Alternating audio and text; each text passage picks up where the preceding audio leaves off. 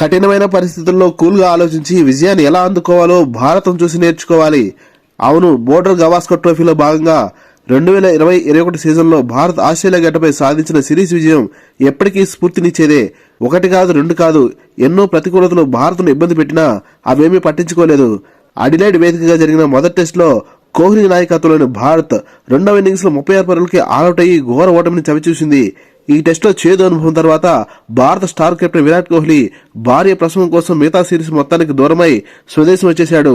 Indian main bowler Mohammed Shami గాయంతో series మొత్తానికి వైదొలిగాడు. ఇంతటి ఘోరమైన పరిస్థితుల మధ్య దూసుకొస్తున్న ఆస్ట్రేలియాను భారత్ మట్టి కనిపించింది. మెల్బోర్న్ వేదికగా జరిగిన రెండవ టెస్టులో నాయకత్వ పగ్గాలందుకున్న కూల్ కెప్టెన్ అజింక్య రహానే 112 పరుగుల అద్భుత సెంచరీతో అసాధారణ రీతిలో ఆడాడు. భారత బౌలర్లు ఆస్ట్రేలియాను 2 ఇన్నింగ్స్ల్లో 200 లోపే కట్టడి చేయడంతో భారత్ రెండవ టెస్టును అలవోకగా గెలిచి 1-1తో సిరీస్ ను సమం చేసింది. సిడ్నీలో జరిగిన మూడో టెస్టులో అయితే భారత్ పోరాడిన తీరు అమోఘం. ఈసారి ఆస్ట్రేలియా బ్యాటర్స్ 2 ఇన్నింగ్స్ లో రాణించడంతో భారత్ 407 పరుగుల భారీ లక్ష్యాన్ని ఛేదించవలసిన పరిస్థితి ఏర్పడింది.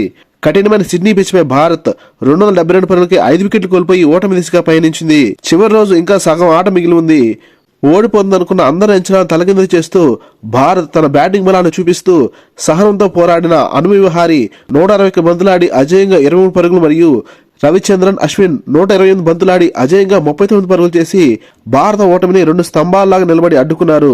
వీరిద్దరి పోరాటం మధ్య మూడవ టెస్టు డ్రాగా ముగియడంతో సిరీస్ 1-1తో ముందుకు సాగింది.